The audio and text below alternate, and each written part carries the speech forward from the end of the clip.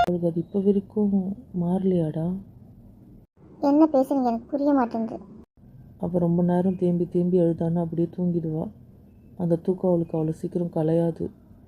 அவள் ரொம்ப நேரம் அப்படியே தான் தூங்குவாள். அவளாக எழுந்தால் தான் உண்டு. அது சம்டைம்ஸ் வெடிக்காத்தால் நைட் டம்ளர் அழுது தூங்கினானா காலையிலையும் ஆகும், மதியமும் ஆகும். ஆனால் அந்த ஸ்லீப் வந்து அவளுக்கு நல்லதுன்னு தான் சொன்னாங்க.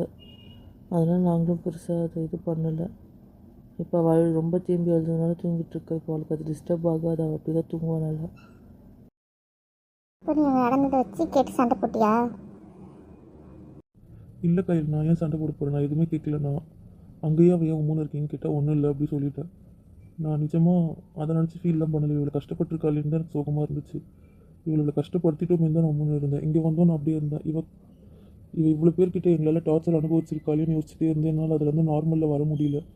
அதனால் அவள் கேட்டால் என்ன பிரச்சனை என்ன பிரச்சனைன்னு கேட்டால் நான் ஒன்றும் இல்லை, ஆஃபீஸ் பிரச்சனை 2 மினிட்ஸில் சரியாயிடுவேன்னு சொன்னேன். ஆனால் அவன் நம்பலை. நீங்கள் வெளியே இருந்து கேட்டுட்டீங்க அதானே அப்படின்னு கேட்டாள்.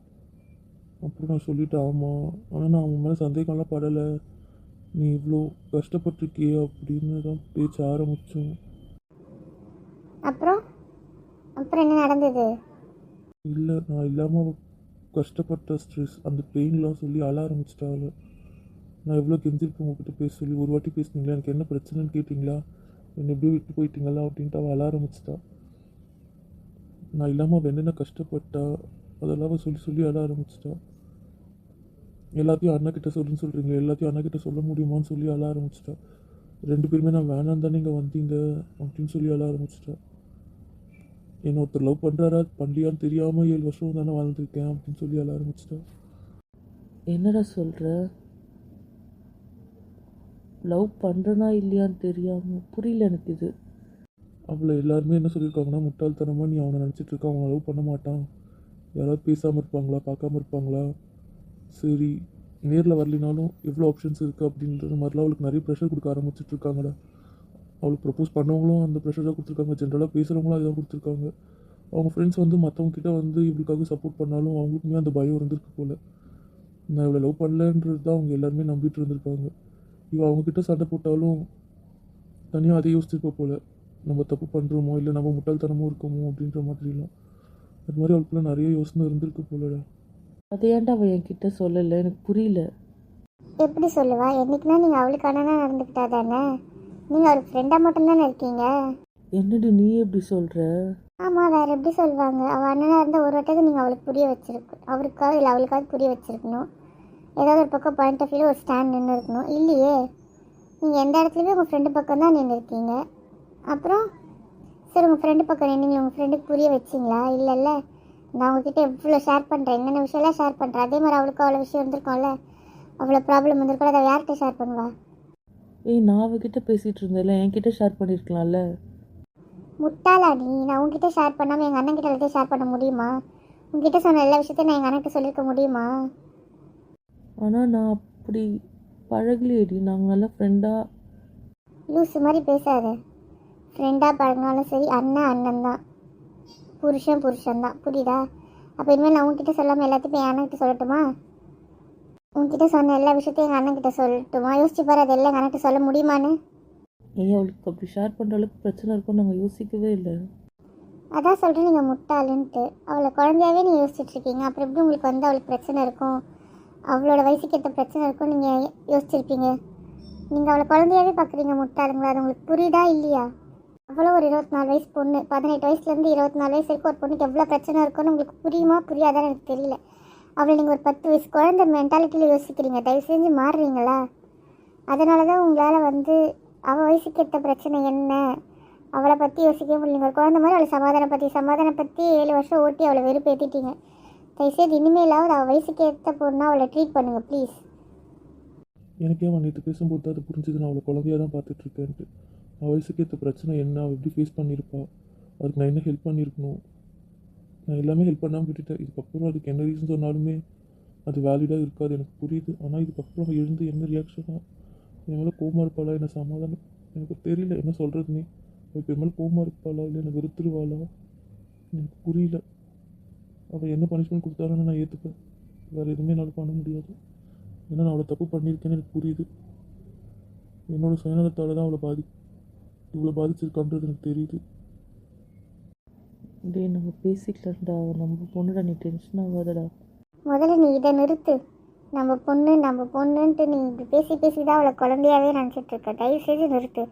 நம்ம பொண்ணு நம்ம பேசிக்கலாம்லாம் நீ தயவுசெய்து சொல்லாத. அவள் என்ன பேசுகிறாளோ அதை கேட்க பழகு தயவுசெய்து. நம்ம பேசி சமாதானப்படுத்திக்கலாம் தான் இந்த 7 வருஷமாக நீ இப்படி சொல்லிதான் அவர் அதை தாண்டி யோசிக்கல, நீ அதை தாண்டி வெளியே வரலை. தெரிஞ்சுக்கோ முதல்ல. அப்போ அவன் என் மேலேயும் வருத்தமாக இருக்காளாடா? அது வந்து ஆமாம் மச்சான். என்னடா சொல்கிற? என் மேலே வருத்தமாக இருக்காளா? என்னண்டா சொன்னா? நீ எனக்கு புருஷனாக யோசிக்கல, அவரும் எனக்கு அண்ணனாக யோசிக்கல. நீ பணம் டூ சொல்லமாக யோசிச்சா அவர் ஃப்ரெண்டு தான் முக்கியம்னு அவர் பக்கம் யோசிச்சாரு.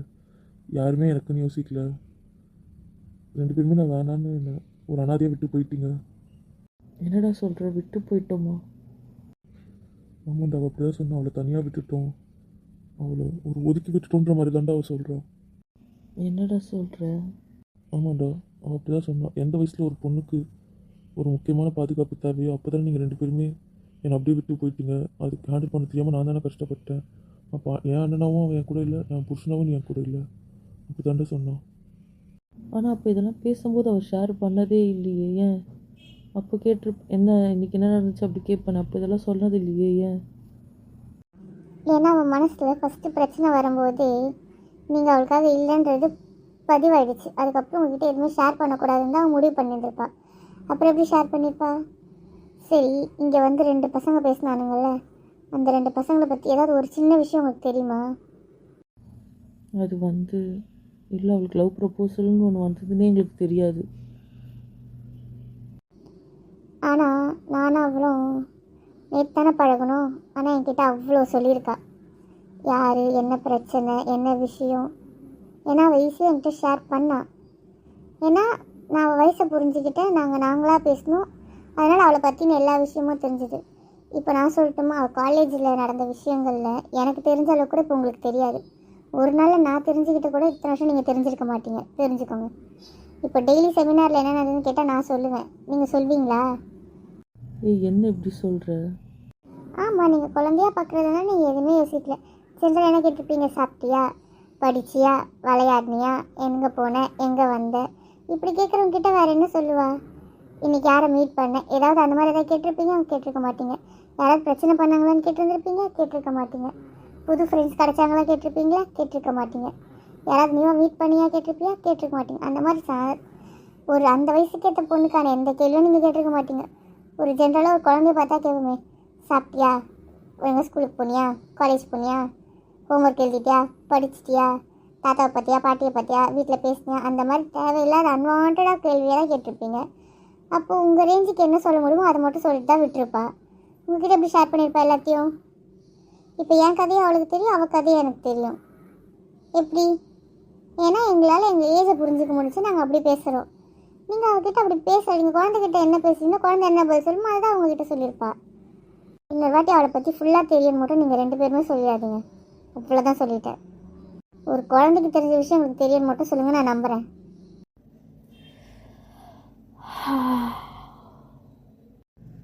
Good morning.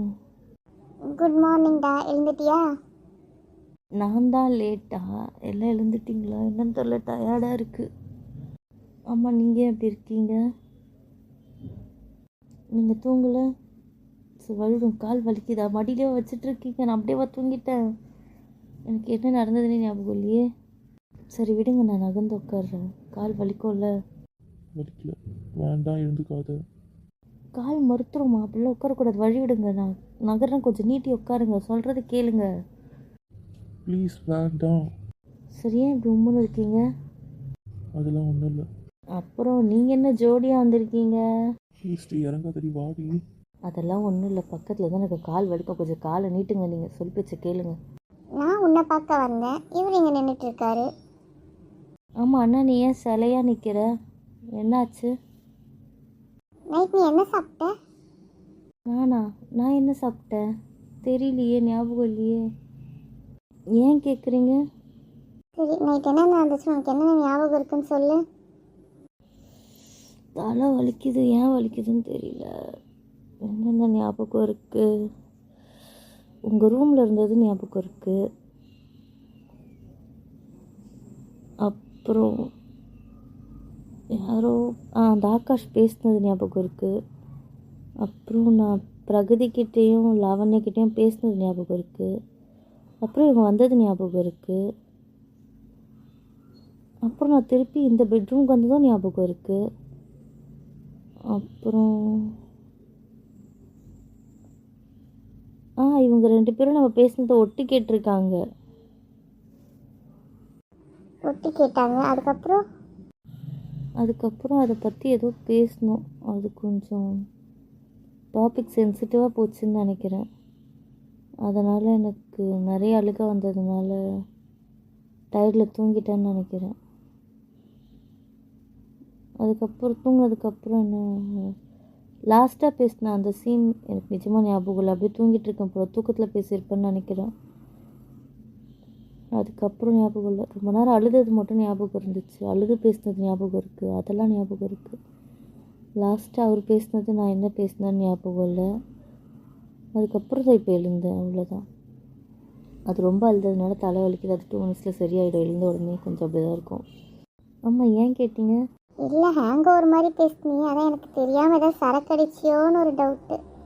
சே, நான் நல்ல பொண்ணு. நான் டீ டோட்டலர். நான் அதெல்லாம் குடிக்க மாட்டேன். டீ கூட குடிக்க மாட்டேன். ஓ, டீ குடிக்காததுனால டீ டோட்டலருன்றீங்க. இல்லை, நான் சரக்கும் அடிக்க மாட்டேன். வேறு என்ன இருக்குது? சிகரெட்லாமும் பிடிக்க மாட்டேன். நான் நல்ல பொண்ணு. அப்போ பிடிக்கிறவங்க எல்லாரையும் கெட்ட பொண்ணுன்னு சொல்ல வரேன். இது அவங்க தனிப்பட்ட விஷயம். அதெல்லாம் நான் தலை இல்லை. இதெல்லாம் எனக்கு பழக்கம் இல்லை, அவ்வளோதான். ஓகே. ஆமாம், டைம் என்ன? மணி 10 ஆகுது. அச்சச்சோ, என்னாச்சு? என்னோட செமினார் இன்னைக்கு லீவு.